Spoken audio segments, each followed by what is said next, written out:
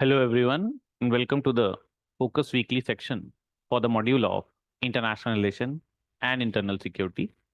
So in this video, we're going to take the important topics which were in the news with respect to your international relation and internal security.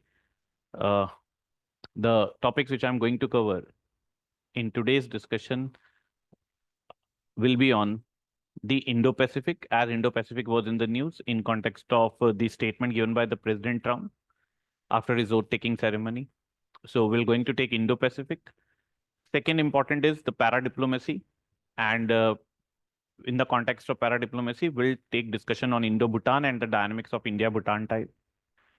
Third topic we're going to discuss in this video is on the dynamics of India-Indonesia ties, and broader dynamics will cover about the Look East policy and the Act East policy. The broader overview I'll give you about the Act East, how Act East is different from Look East, and how come, where the importance of India-Indonesia ties lies, and a few locations which will be important in the context of these updates. And fourth topic of discussion will be on the dynamics of India-China relationship, as again, the leaders from both sides are coming together after a long deadlock since the Galwan clash. So let's start our discussion with the first topic of our discussion will be on the dynamics of Indo-Pacific. Yes, so the first topic is the Indo-Pacific. Now, why it is in the news, as I said, that Trump signals the regeneration of the concept of Indo-Pacific. Already question has been asked in mains on Quad. This discussion will help you to easily handle any of the question which will be asked in this context, that is the Indo-Pacific and the Quad. And there can be a question in pre regarding Quad, and there can be a detailed question regarding the Quad dynamics, and the challenges can be there in your mains exam. Okay. So first to understand is which region can be called as Indo-Pacific. Now, if we see Indo-Pacific is basically the Asia-Pacific. And it is the US government who has started using the word Indo-Pacific for Asia-Pacific. So from the tip of Africa to the tip of South America is Asia-Pacific. And this region itself, US in all of its so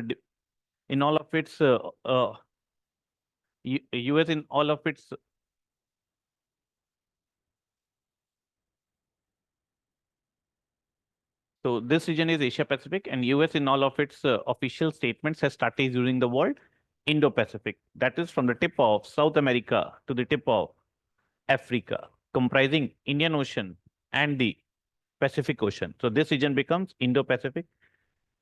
This clearly reflects that it clearly increased the importance and the centrality of India in the region. And this vocabulary has not, for obvious reason, not been liked by China and Pakistan. Already, Pakistani leadership has never liked the usage of the word Indian Ocean and Indian subcontinent. They feel dwarf, considering the size and the weight of India. Okay.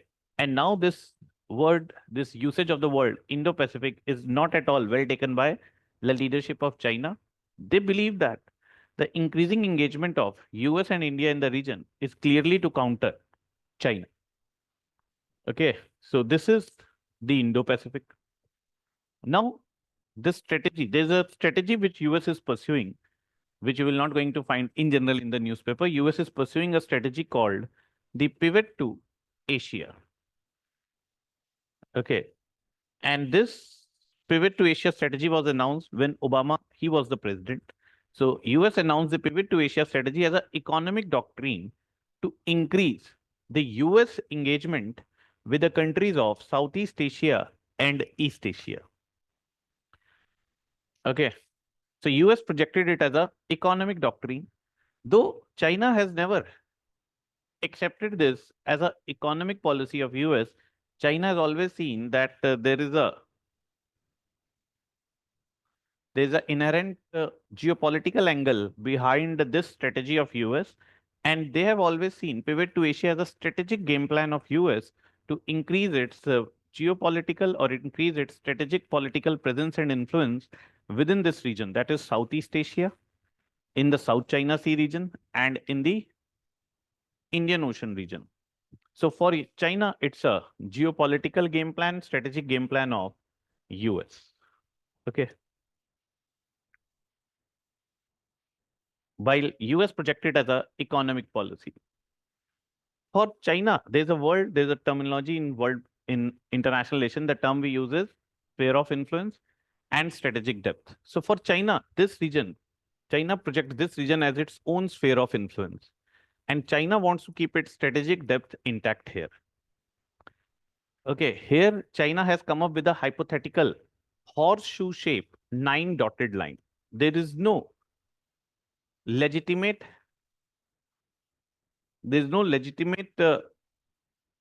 backing of this particular date line. It's a hypothetical date line which has been demarcated by China on its own, citing historical claims that the whole region of South China Sea belongs to the state of China. So, based on this 9 dotted line, China claims the sovereignty over this region. And this brings China in dispute with almost all the countries of Southeast Asia. And US is increasing its naval military presence in the region. There was a time when US was maintaining its 60% of its naval presence in Atlantic. But now US has increased its naval military presence in Pacific. And you can clearly see the rising presence of US Navy and military in the region is for sure in the interest of India. So for China, there's a clear strategic game plan of US. In this backdrop only, US has started using the word Indo-Pacific for Asia Pacific. Now to counter this, China, with its newfound economic strength, has come up with its own game plan of One Belt, One Road. And One Belt, One Road has two components, Belt Road Initiative and Maritime Silk Route. Through BRI, China wants to increase its presence in Western Europe. And if US through pivot wants to enter into Chinese backyard, China through its BRI is entering into Western Europe, which is seen as a backyard of US. So US project Western Europe as its own sphere of influence, where US has created EU and a mechanism to ensure the security of the Western Europe through a military alliance that is NATO. So China is entering into Western Europe in the backyard of US.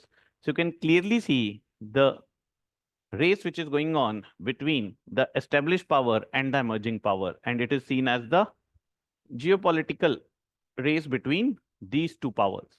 Also through MSR, China wants to enter into Latin America, again the backyard of US. Now, Maritime Silk Route. According to China, MSR and BRI are just the economic policies through which China wants to increase its economic engagement with the countries of this region. But China's rising economic presence and to protect its economic investments in the region, China is bringing its navy here. Recently,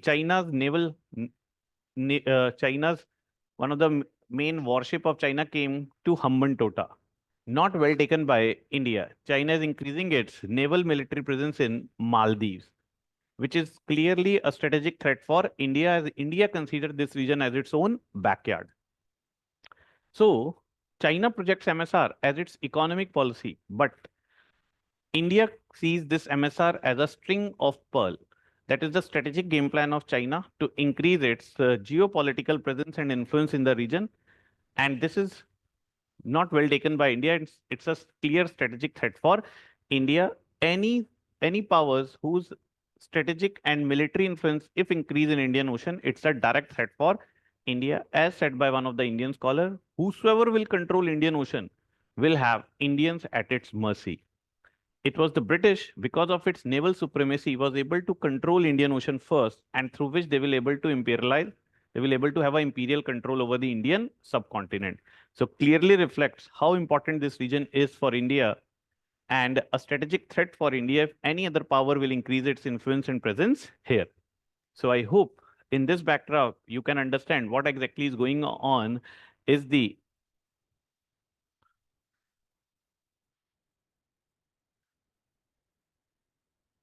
what exactly is going on is the race to maintain and expand the sphere of influence and race to maintain the strategic depths.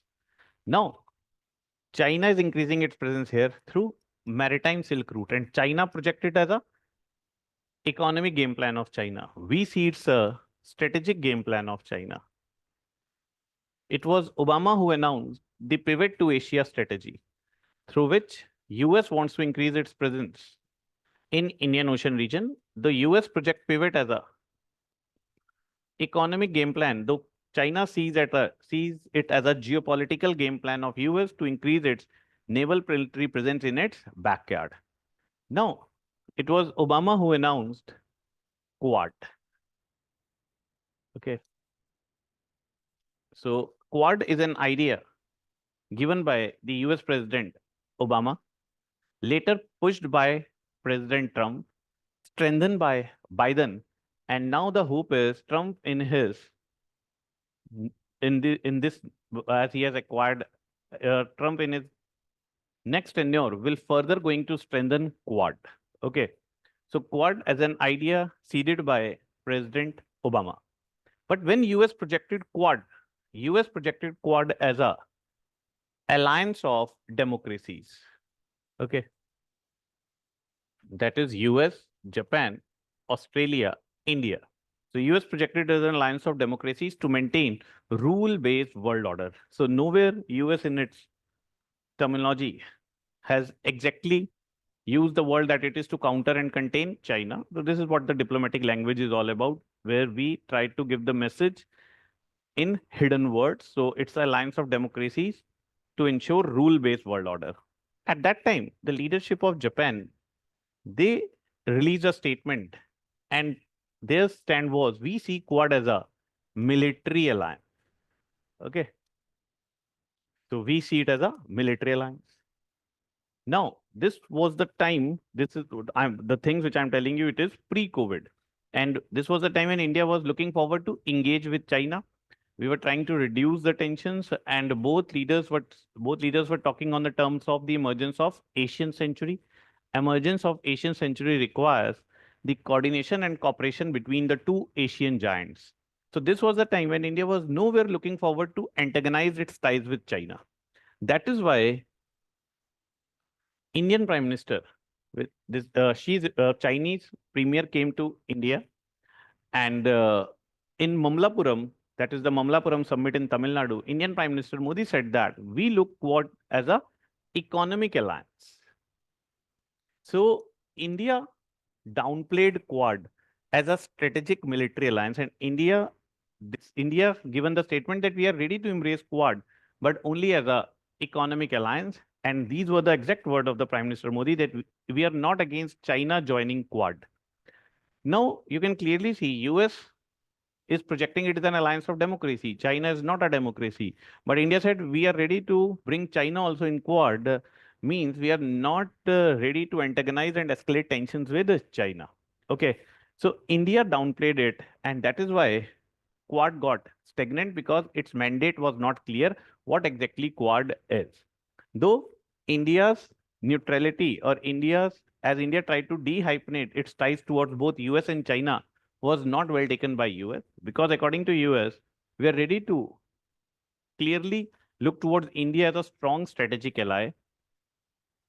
US has earlier the kind of weaponry which we were looking towards US used to show resistance of not giving us that kind of weaponry. Now US is showing more willingness to share us the best of the weapon system. US signed 3 very important military agreements with us. Under Biden administration, US projected India as the closest defense ally outside NATO, and US has agreed to share such military technology with us, which US only shares with its NATO allies. So in this backdrop, according to US, we are ready to support India to counter the hegemony of China, but India is not ready to embrace US that closely, because India said we are looking only towards Quad as a economic alliance. Okay. Now, what happened? Galwan took place after COVID. The US government put a lot of blame on China for hiding so many things from the world community, and Galwan clash clearly emphasized this aspect that China is not interested in peaceful rise. China is asserting its hegemony in the region. Okay, and this changed the stance of India towards Quad, because earlier there's a military exercise, naval military exercise with the name Malabar military exercise, trilateral military exercise between the navies of India, Australia, US, and sorry, India, Japan, and US. And Australia was showing willingness to be a part of Malabar military exercise. But it was India who was showing resistance to not bring Australia into Malabar military exercise. After Galwan clash, India agreed to bring Australia into Malabar. And once Australia became a part of Malabar, it was very clear India is ready to embrace Quad as a military alliance. Okay.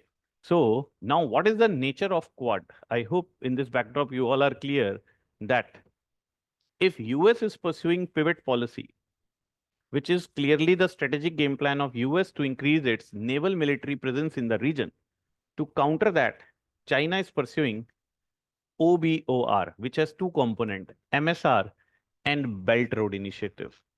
Both project these policies as the economic policies, but clearly they are the strategic game plan of both the powers.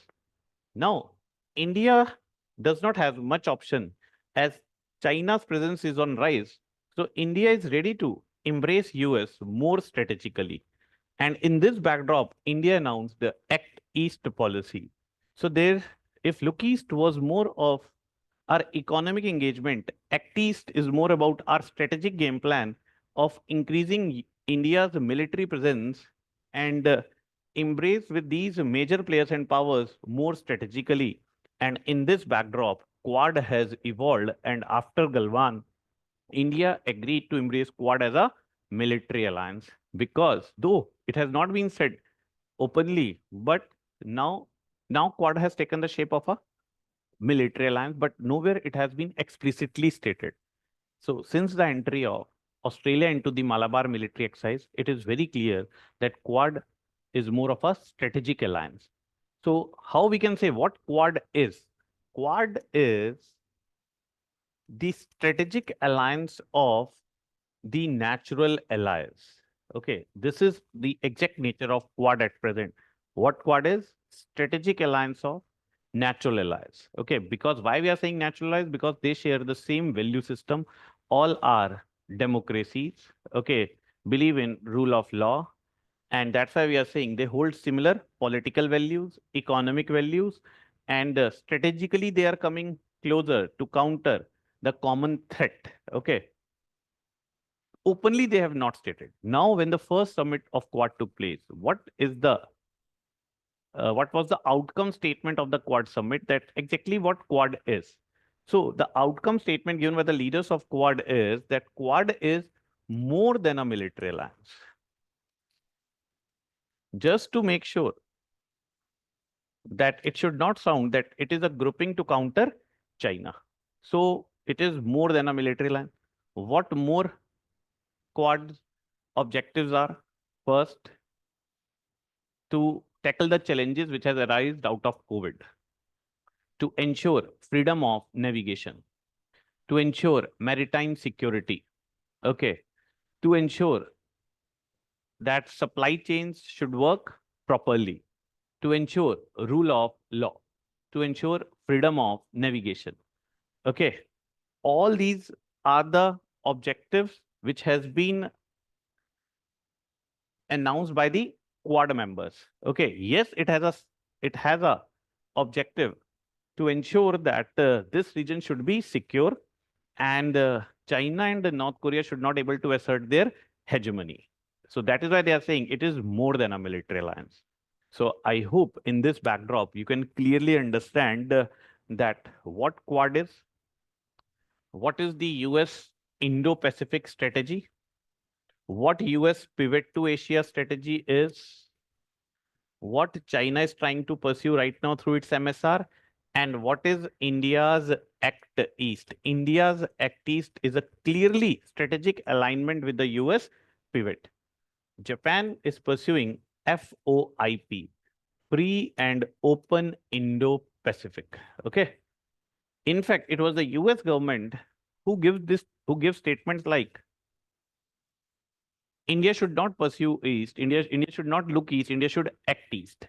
This was a statement given by Hillary Clinton. So it was clearly US aspiration that India needs to be more proactive and India should align with us more strategically.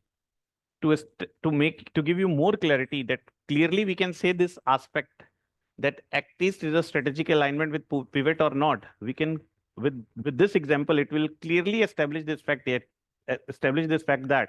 yes, Act East is a clear strategic alignment of India with the pivot, as India and US has signed LAMOA agreement, Logistic Exchange Memorandum of Understanding. Means India will able to use the naval military assets of US in the region and vice versa. So US warships can come close to our territorial waters also, as now we have signed LAMOA. When LAMOA was signed, there was uproar in parliament by the left leaders. By signing LAMOA, India has undermined its sovereignty by giving access to US warships of our territorial waters. It is very clear to understand now that it is not US who is threatening and challenging our sovereignty. It is the rising influence of China in the region which is challenging our sovereignty. LAMOA is a step taken to strengthen our integrity sovereignty. That's how you will say. Then we have signed BACA. And then we have signed COMCASA. COMCASA will going to strengthen the naval capabilities of India. And COMCASA technology, US share only with its NATO allies. So you can clearly see Act East is a strategic alignment of India with the US pivot. Okay.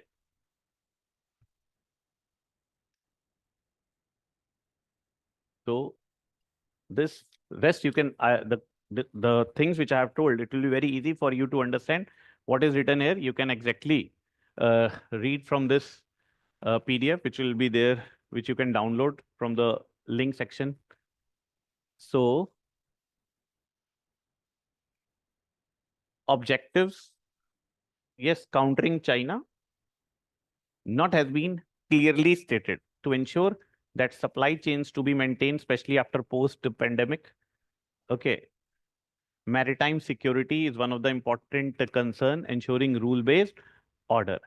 So what we can expect from Trump 2.0 is that he will going to be further assertive against China, further going to strengthen its military alliance with India. So stronger Quad cooperation will be in the interest of India. And in this context, these were the two questions asked. This was the question in pre with reference to Trans-Pacific Partnership. This was the, I don't remember exact year, but this question was in pre. With reference to Trans-Pacific Partnership, consider the following statement. It's an agreement among all the Pacific Ring countries except China and Russia. It's a strategic alliance for the purpose of maritime security only. Okay, both these statements are wrong. Quad is transforming itself into a trade bloc from a military alliance. With respect to South China Sea, as I said, China is asserting its sovereignty through its horseshoe-shaped 9-dotted line. Discuss the bilateral issues between India and China. Okay. So these were the questions which were asked in your main. This second question can be in the backdrop of India-China ties, but the first question is clearly from the discussion which we have done. Easy to answer the question which we have just discussed. Okay. Is Quad more of a trade bloc or it's more of a military alliance? It's more of a strategic alliance. Okay. So what Quad is, nature of Quad is strategic alliance of natural allies. Okay. Let's shift our discussion to the second topic. That is the para diplomacy. Okay. So let's discuss para diplomacy in the context of the role of the state in strengthening India-Bhutan ties. So in this context, you need to understand the word para-diplomacy. Para-diplomacy is also known as sub-national diplomacy, as it is written here. Okay. So what exactly this sub-national diplomacy or para-diplomacy is? So para-diplomacy is also known as sub-national diplomacy. So what is para-diplomacy? When we consider the say of the state also while engaging with the other countries. So let's say we are engaging with the neighborhood and those states who are sharing border, those states who will have a direct influence on that particular issue. So when we bring the say of the state while engaging with the other countries in the world, this is known as subnational or paradiplomacy. Okay. So it is basically a decentralization of political power. The saying goes, what determines the foreign policy of a country? Foreign policy of a country is determined by its national interest. And the saying goes, national interests are beyond two R's, region and religion. So region and religion do not drive your national interest.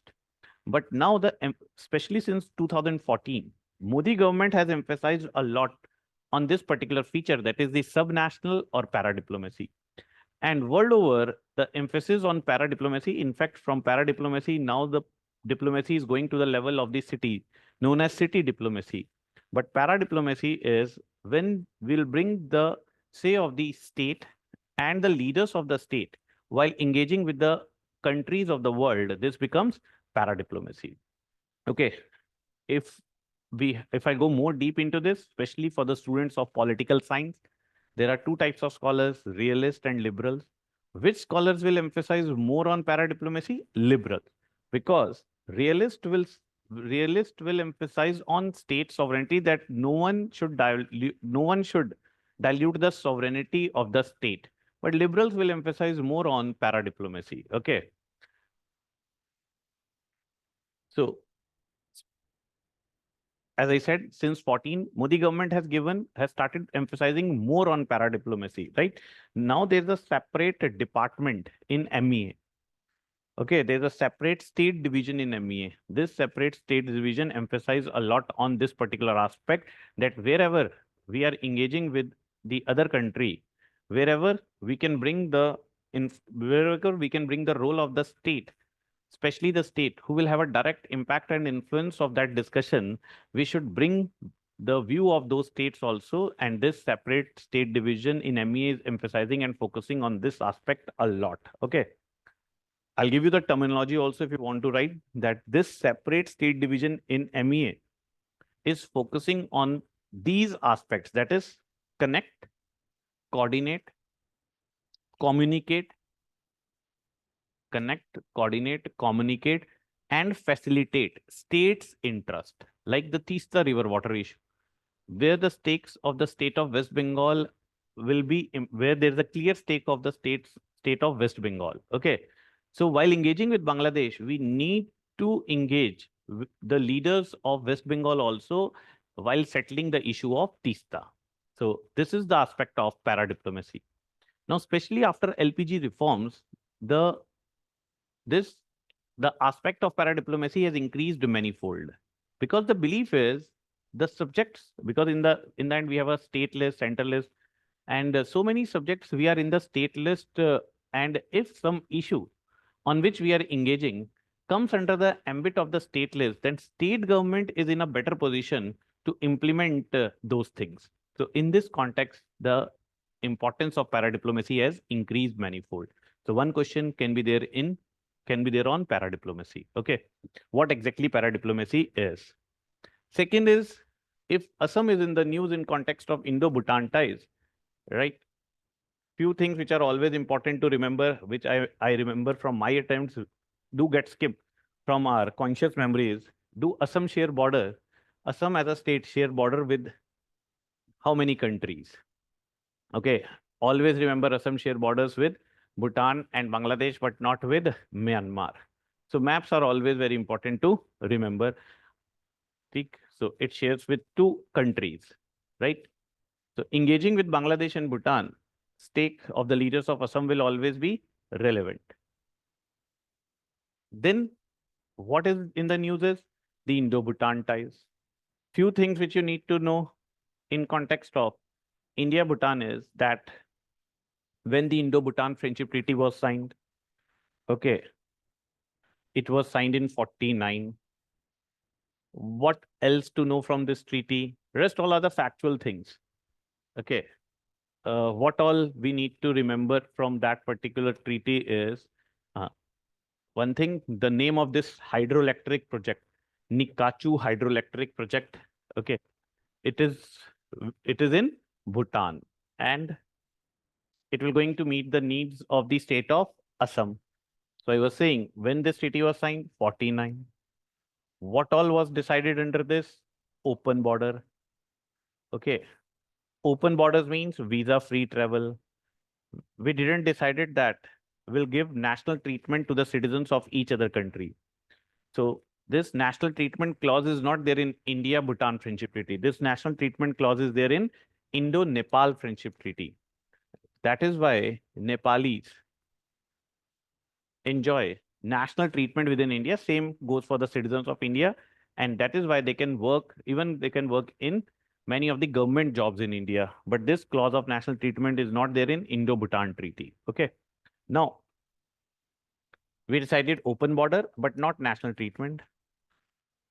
Bhutan's defense and Bhutan's foreign affairs will be managed by the government of India, which was decided under this treaty. Okay, 1949. But this treaty has been revised in 2007. Now, why this treaty revised in 2007? Because Bhutan from absolute monarchy became constitutional monarchy. Now, parliament became sovereign, and Indian government agreed to give much of the say in foreign affairs to the parliament of Bhutan. So now government is not managing or handling the foreign affairs the way we were doing earlier. We have given much of the control back to the parliament of Bhutan, but Bhutan's defense is still in our hand. And here lies the importance that it's a buffer between India and China. So its strategic location is very important for India.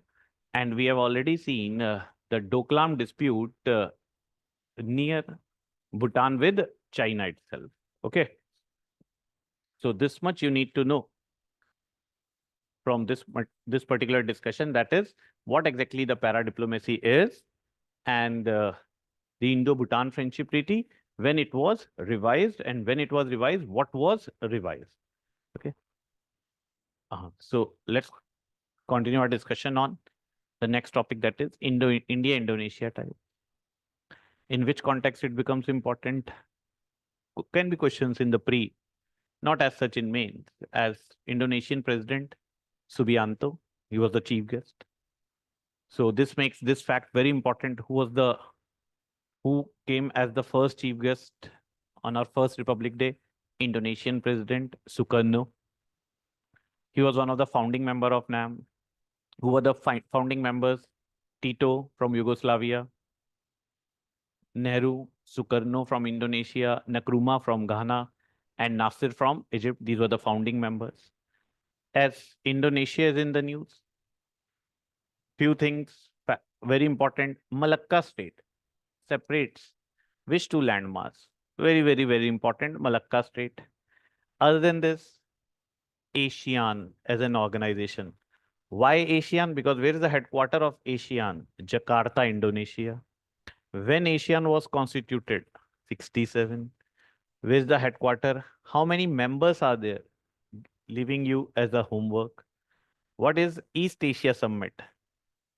Since when East Asia Summit started? Who all are the members of East Asia Summit?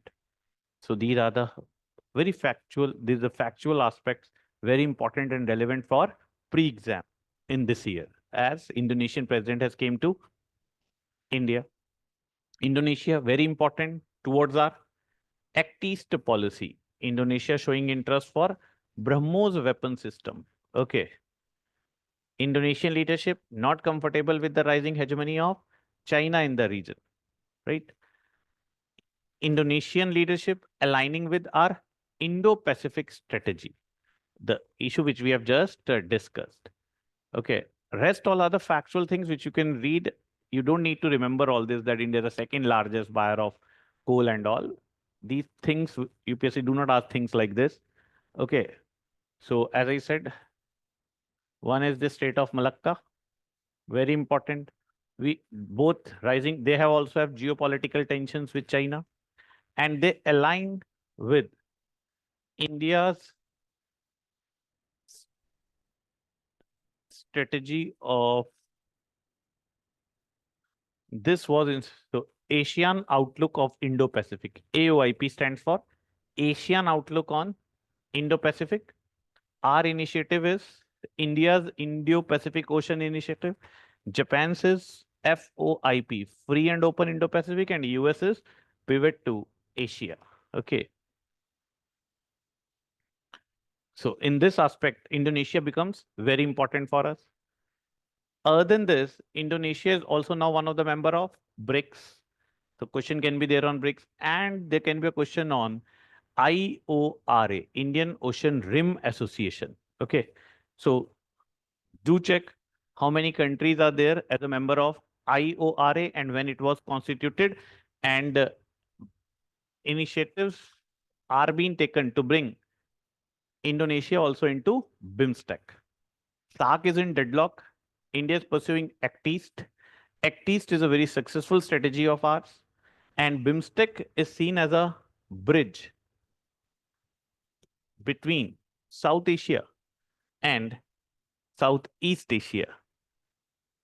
Basically, BIMSTEC is a grouping of SAARC countries minus Afghanistan, Pakistan, plus Thailand, Myanmar.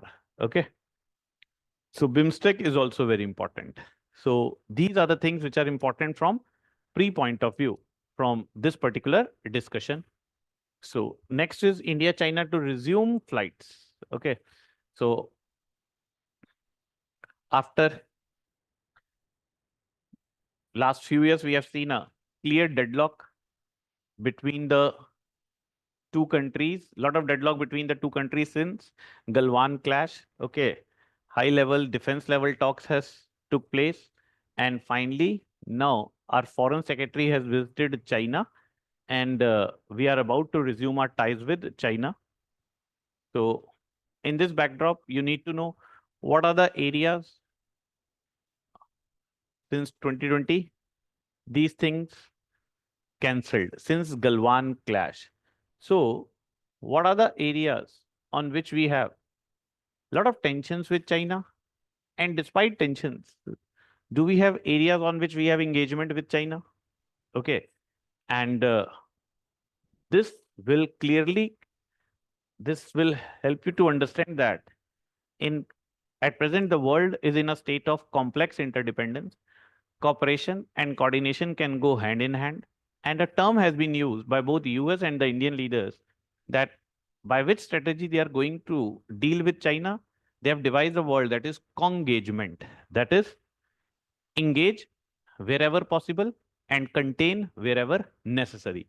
So the terminology has been coined by the leaders of US, and Indian Foreign Minister Jaishankar has also used this multiple times in recent date, that we are going to deal with China through the strategy of congagement.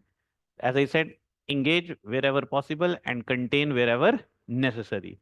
So we have a list of issues on which we have tensions and differences with China. And despite a lot of areas on which we have tensions and differences, we do have cooperation and engagement. Okay. This list of issues we can take some other time when there's something better to discuss on India, China. So just this much you need to know, that despite having a lot of areas on which we have tensions, we have vibrant cooperation and engagement. And I have given you the word that is congagement. So by which strategy we are dealing with China right now? Through the strategy of congagement. Okay. So I guess for this week, these many updates were there in the newspapers, and we'll continue our discussion on this module. Whatever updates will be there next week, keep working hard, and whatever, if any doubts, you can reach to us. If any specific doubts you have, you can ask your questions in the comment box. You will get your answers. Best wishes. Bye. Take care.